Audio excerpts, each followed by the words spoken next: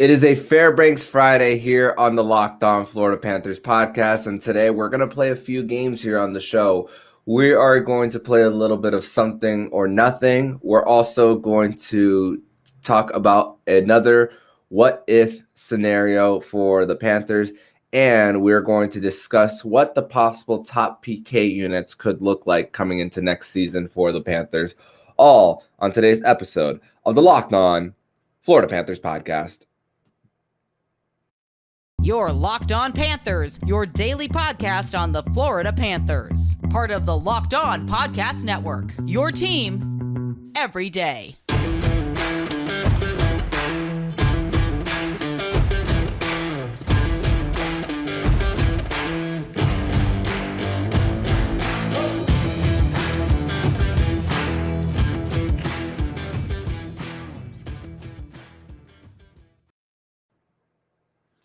And welcome into this Friday, July 22nd edition of the Locked On Florida Panthers podcast, part of the Locked On Podcast Network. We're your team every day.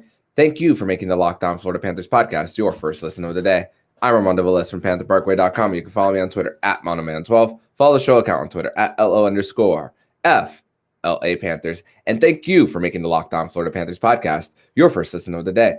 Don't forget to also subscribe to Locked On Fantasy Hockey with Flip Livingstone and Steel Roden, where they'll be covering all the offseason activities around the National Hockey League. So, Cats fans, we continue to really monitor some of the players, whether they are still under contract or not, of where they could end up going this offseason, because, let's not forget that with 32 franchises in the NHL, everyone who necessarily doesn't win a Stanley Cup, their seasons for most GMs are considered coming up short and a failure. So everyone's always trying to take that next step. Some teams take a little bit of a 5-year plan, like we've seen that with Chicago now with what they're doing in their rebuild. But hey, there's still a lot of player movement, even though it's been quite a few weeks since free agency has been here. So let me bring in my guest on the show. It is, you know what day it is. It is a Fairbanks Friday edition of the podcast. Nick, welcome back to the show. I know, and I think we can rename this one Fun Friday with all the games that we have set up for the listeners. And thank you for having me back, and can't wait to go through all the material that we have ready. Definitely. And I want to start off with the news that has dropped this week, and as far as the Panthers front. Of course, I had a whole episode the other day about Matthew Tkachuk's apparent interest in the Panthers. I gave I talked about how realistic I thought it would be for the Panthers to get Matthew Tkachuk. It doesn't seem like it seems like that, of course, the Panthers would go through quite a few hurdles, but just the excitement level of someone being that interested in the Panthers, it just got me excited, regardless of whether the Panthers were gonna get him or not. I want to give you the floor a little bit on what your thoughts were when you first heard it. On the tweet that you put out, it got some attention. So congratulations on the volumes. Not only what this franchise is trying to do, but also that people are paying attention. So again, I want to say congrats to you for that. But there are premier players that are having Florida as a destination to where they and possibly win a Stanley Cup. Says volumes. You couldn't say that possibly 5 years ago. It was just another place where a lot of people would get retirement contract, and that would be that, and it would just keep recycling. Some prospects would develop, wouldn't be able to retain them, and either have to trade them, or what we'll talk about later is they'd walk in free agent. It's humbling as well, but when it comes to Matthew Tkachuk, a square peg in a round hole in a way, if you play that little kids game with the shape, a lot of things need to work out in that way. It's not impossible, but a lot of things need to work so that it makes sense not only for Matthew, but also for the Florida Panthers long term.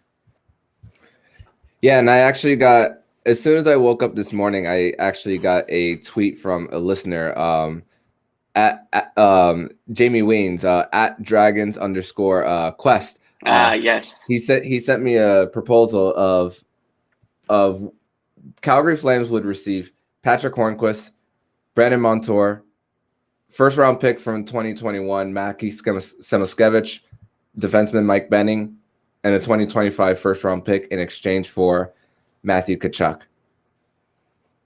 I subtracted the numbers. It fits if you also add Anthony Duclair's LTIR space. It does fit.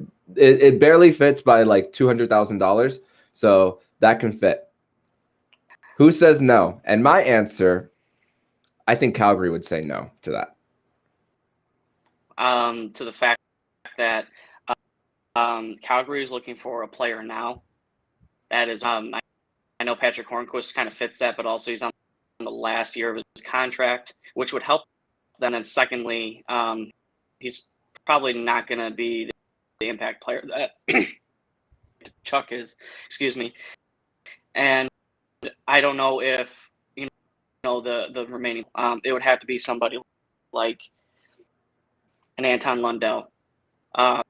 Somebody still under, really good contract, under their ELC, somebody like Mackenzie Weegar having to go the other way, something like that would have to probably package, and there would have to be other money that has to move as well, not necessarily to another team that's looking to upgrade in some sort of fashion.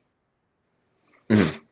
Yeah, so there was a tweet the other day from a GM from a reporter speaking anonymously to a GM, and David Dwork quote tweeted that one, saying that moving money is hard. It's not as easy as us fans try to make it out to be. Before we transition over to segment number 2, there was a tweet of Patrick Laine practicing. And the jersey that he was wearing was an Alexander Barkov practice jersey over in Finland. And I want to play this little game of something or nothing. Is this something or is it nothing?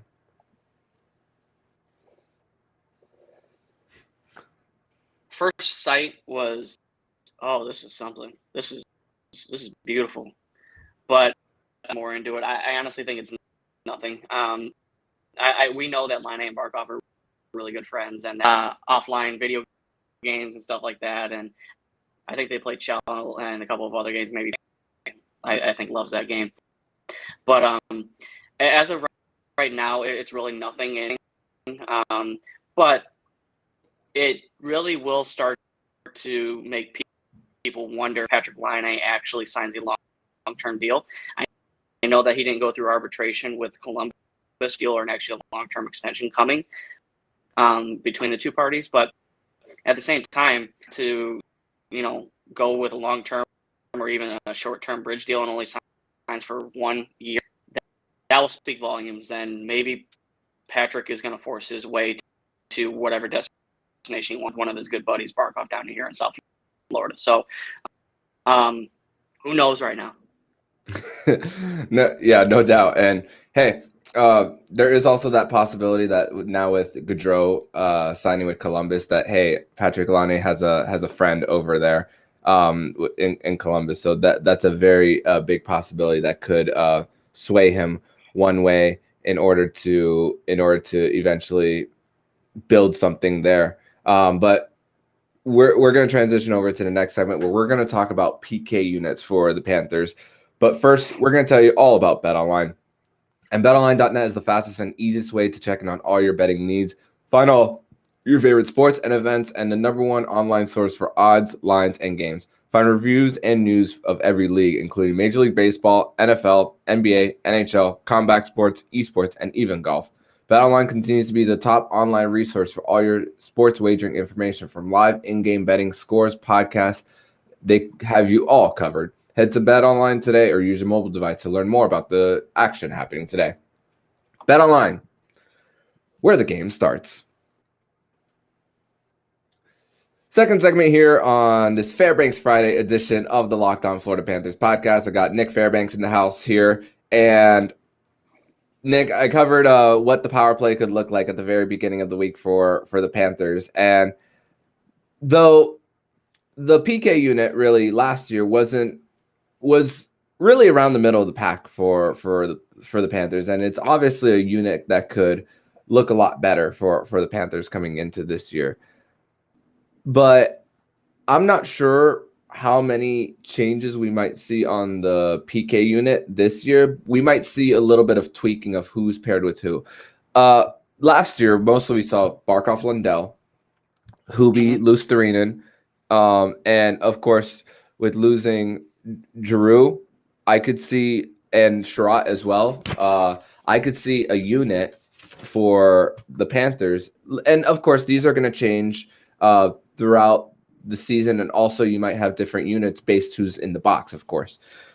But I could see Barkov and Lundell going at it again together, and of course, it's crazy because when Lundell first made the team, what was the first thing that was brought up? Penalty killing, starting with the defensive game for him, and of course, pairing off with Barkov again is really going to help him. Of course, some metrics say that Lundell is not the best penalty killer, but hey, there's also always room for improvement there. But I think that third forward pair for at least your top pairs could be somewhere around Sam Bennett and Sam Reinhart as far as what their time on ice usage was last year. And as far as the D pairs, we could see something along the lines of Aaron Ekblad and Weegar, or Aaron Ekblad and Gus Forsling, and then Weegar and Gudas on the second pair. And they signed someone to a very cheap deal that has some penalty killing abilities in Mark Stahl. So that is another part of the lineup that they could use in order for that unit. Yeah, so I think that with that group being as dominant as they were, and I know, quote unquote, Anna will probably not say this, but just by the eye test, you could tell that an offensive penalty kill unit, they were responsible in the defensive zone, but every game they had a chance shorthanded. Those two definitely synced towards the middle play, so I wouldn't touch that. Second unit is where I start to, I guess, we're going to actually do. I think mainly last year's PK was affected by the fact that because he was going to be one of the main penalty killers, which then promoted each Lusterinen to. I think he did very well, and I also think he did very well in the playoffs to kind of cement himself into that. Here goes. I know Huberdeau was there, but at the same time, he did very, very well in chances, but. You said that the team was in the middle of the pack. Is that they need to improve, and they need to improve the kills. So you need guys who are going to block shots and out. So I think something like not necessarily like a Nick Cousins, but line players need to come in and actually take care of business and really kind of cement their committed to the defensive side of the game. And then as far as your D pair, Ekblad and Weegar, if that's the pair that you're going to go with going into the season, as far as on a regular, just because they do have the chemistry. But then again, the second pairing, you have Gudas, you have Mark Stahl now, who's more of a rough customer and everything that Mike Buskey. So the Panthers have a lot of options that they can play with, and we'll figure out what they want to be able to do. And hey, it might not be a quick fix, player here, plug this player here. It might be a month or two where they are able to figure things out and put people in the. Yeah, and really for the Panthers, I'm glad that I'm really glad that you mentioned that, because it's gonna take some growing pains for the Panthers in order to get that part of their game better, because even for the Panthers, they don't even have their full coaching staff together, neither. I mean, Tumo Rutu is still going to be part of the franchise. Rob Tallis is still in the mix for the Panthers as far as the goaltending coach. So they still got to figure out who's going to be that coach who's going to be working for special teams. Haven't been any official announcements, and I'm sure Bill Zito and Paul Maurice are working towards that. So we gotta see who are those guys that he brings in, and what's their track record, and based on what they worked at in the past. And of course, it's not a coincidence that when Andrew Brunette was signed as an assistant coach for the New Jersey Devils, that he was going to be Lindy Ruff announced that he was going to be the guy manning the power play.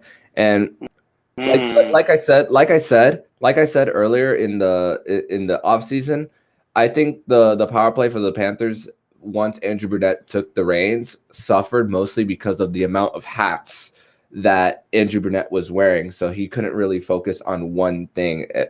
So he was like being the CEO versus like just focusing on one. And I think, of course, the power play could be better overall. Of course, I mean, it was top 5 in the league last year, power play, but also penalty kill as well. It could be a full 82 game season of just consistency instead of going through too many of these rough stretches. So let me ask you a question. What would you rather improve? Would you rather improve the power play, what we saw on the, or would you improve the PK? It starts on defense. So I would agree. Like it, because in the playoffs, especially, of course, you got to score goals, of course. And it's funny because of seeing the last 2 postseasons for the Panthers. Power play was fine in 2021 in the playoffs, and then it took a complete 180 in these most recent ones. It's strange to see how the last 2 years we've seen 2 different Panthers teams in the playoffs, how they struggled. But if you've seen the track record of teams of what is the winning formula of where it starts, it's on the defensive end, on how you get to eventually win. And I mean, nothing against Vasilevsky, but once again, Vasilevsky didn't have to be superstar Vasilevsky the whole series for the Lightning against the Panthers. The Tampa Bay Lightning were doing him a lot of favors and just eating pucks, getting in front, and not even the Panthers like sniffing the net. I will say I don't think there were enough Panthers, quote unquote, eating pucks. Bob had to basically bail himself out of a lot of situations, bail the team out of a lot of situations. And he did. Where it comes to Vasilevsky, I mean, you can look at his numbers against the Panthers. I mean, that's probably the greatest against the team. I mean, his save percentage and his goals against were ridiculous. And the team in front of him was willing to lay down and actually make those sacrifices, where I'm willing to do that for Bob. But as you said, defense wins championship. Correct their PK issues instead of going for goals every single time, which defense is a great offense and everything. But in the playoffs, that doesn't work. We've talked about it. How are the Panthers going to score? In the playoffs, and we know if they can fix the PK and become more and really figure out what it is that they need to do as far as eating pucks and closing gaps offense, then I think they'll be a lot better off going into next season, also into the postseason. Mm-hmm. And definitely that's something that we're hoping for the Panthers, because Paul Maurice even said on a recent interview, I think it was the Chirp podcast that he joined, he talked about how rush chances get eliminated through the playoffs. And so the Panthers got to rely on things that are more than just the rush. So, and of course it starts with penalty killing, of course, goaltending, which Bob was great enough in the postseason to at least win multiple rounds. But of course, what's that going to look like coming into next season? And we got a whole offseason to talk about, of course, Bobrovsky and what he's going to look like. But we're going to transition over to the next segment where we're going to discuss another what if scenario for the Panthers ahead of this offseason. We're going to discuss that next on this Fairbanks Friday edition of the Locked On Florida Panthers podcast.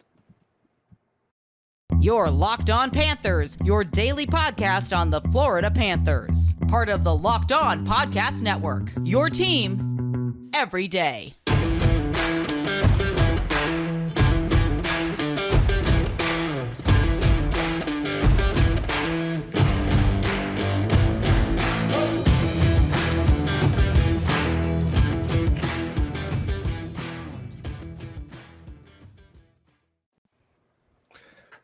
Third and final segment on this Fairbanks Friday edition of the Locked On Florida Panthers podcast. We got Nick Fairbanks in the house once again here, and these have been fun for definitely for me, as I've gotten a few replies based on what if scenarios that the listeners have wanted us to discuss.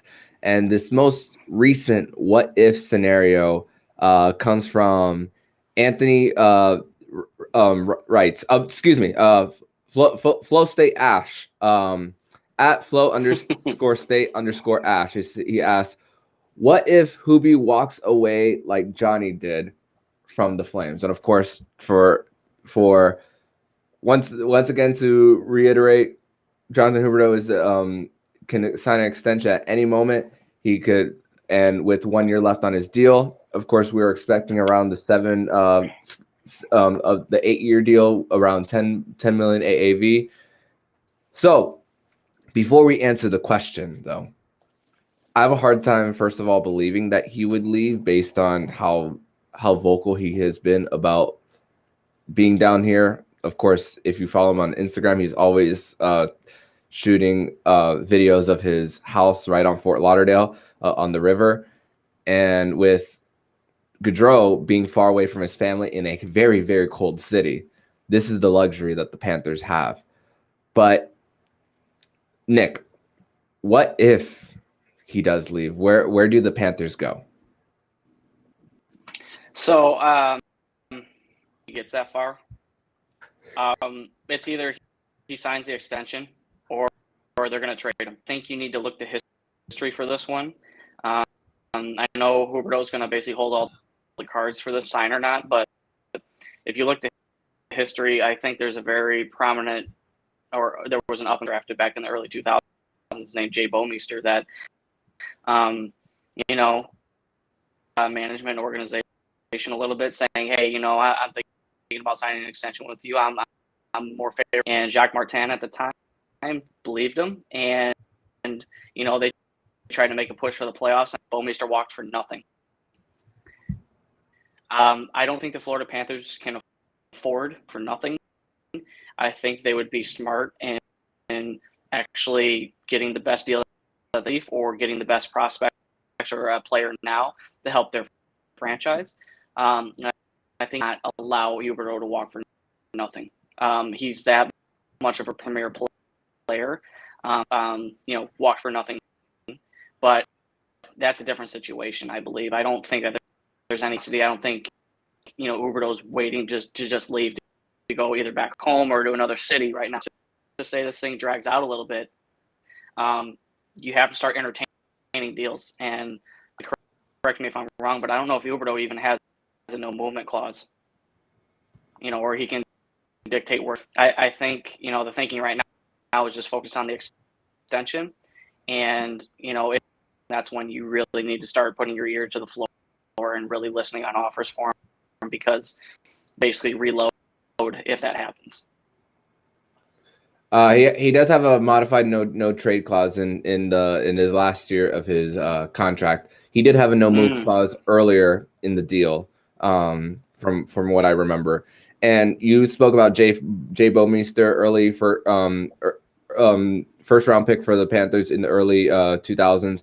Another situation that happened for the Buffalo Sabres in the mid 2000s before they went on their playoff drought, Daniel Briere and Chris Drury, they made the Athletic was actually talking about this yesterday, about how they made 2 conference finals in a row, and they walked away for nothing. And that was the start of Buffalo and their playoff drought, as well as Artemi Panarin and Sergei Bobrovsky, just if we're talking about recent history as well. Mm-hmm. And like Bill Zito doesn't want to be held hostage. That's the thing that he doesn't want to be. No GM wants to be held hostage. So you have to entertain something if you don't get anything by midseason. And this is going to be tough if there isn't an extension and the Panthers are winning, because are you going to sell when you're in the middle of contending? That was the Calgary Flames' issue last season, because they were contending,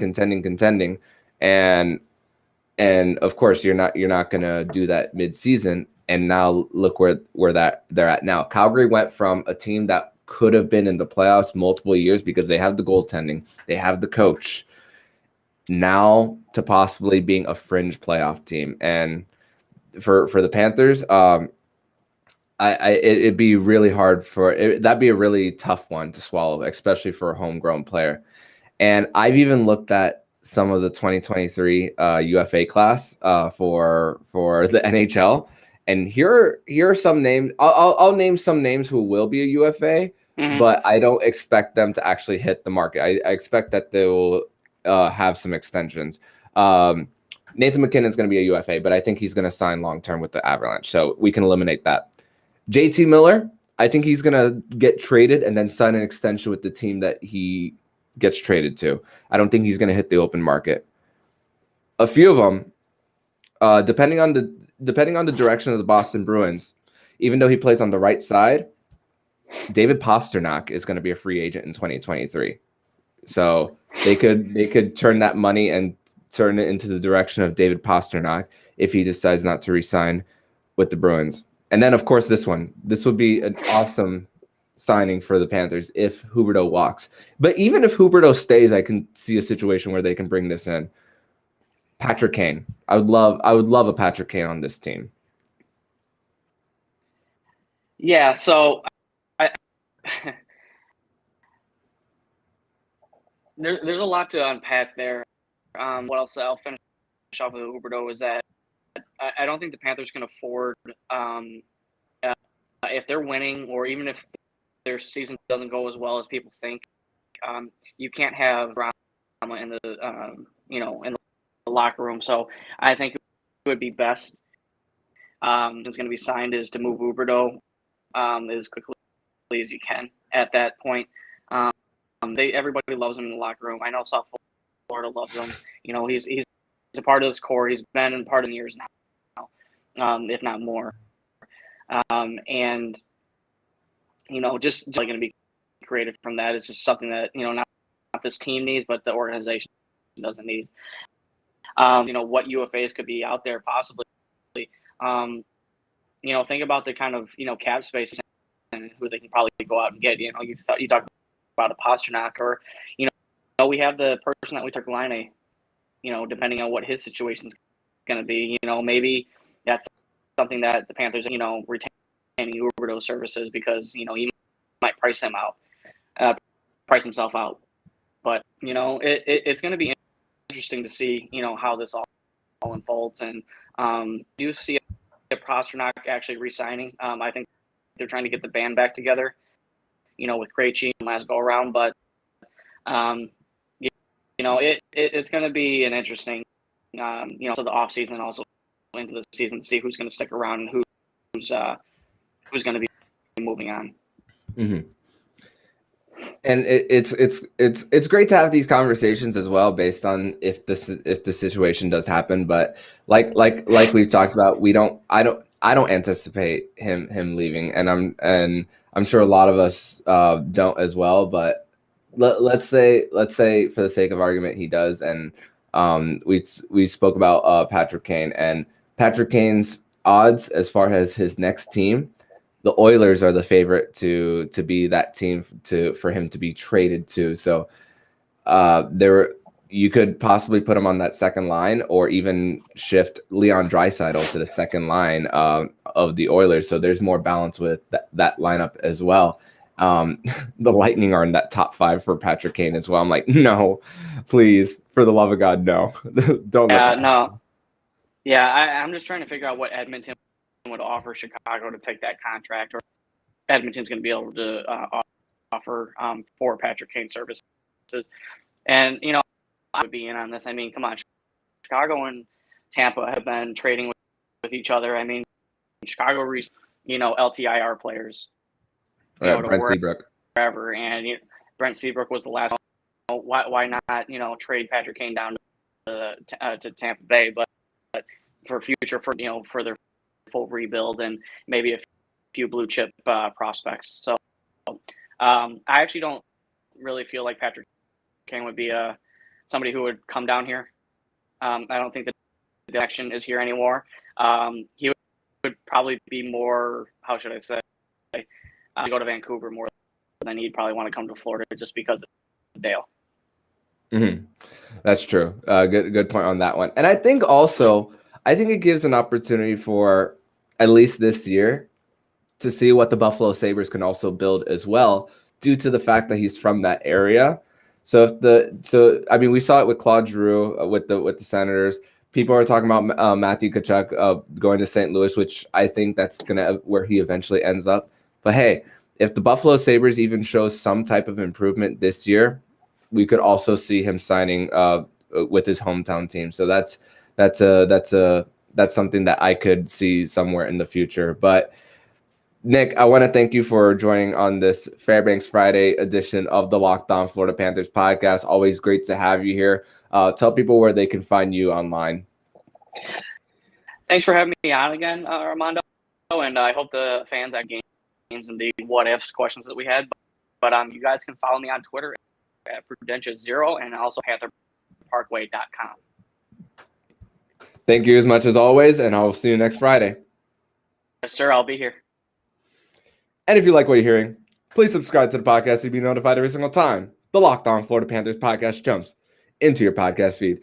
Make sure to subscribe to Locked On Fantasy Hockey with Flip Livingstone and Steel Roden. We'll be covering all the off-season activities around the National Hockey League. Thank you for making the Locked On Florida Panthers podcast your first listen of the day. And for your second listen of the day, make sure to listen to today's episode of Locked On NHL. Locked On experts give you the daily 30-minute podcast on all things NHL all year long. Stay up to date on everything in the hockey world. Locked On NHL, your daily 30-minute podcast. So I'm Armando Velez with Nick Fairbanks. And you've been listening to the Locked On Florida Panthers podcast, part of the Locked On Podcast Network. We're your team every day.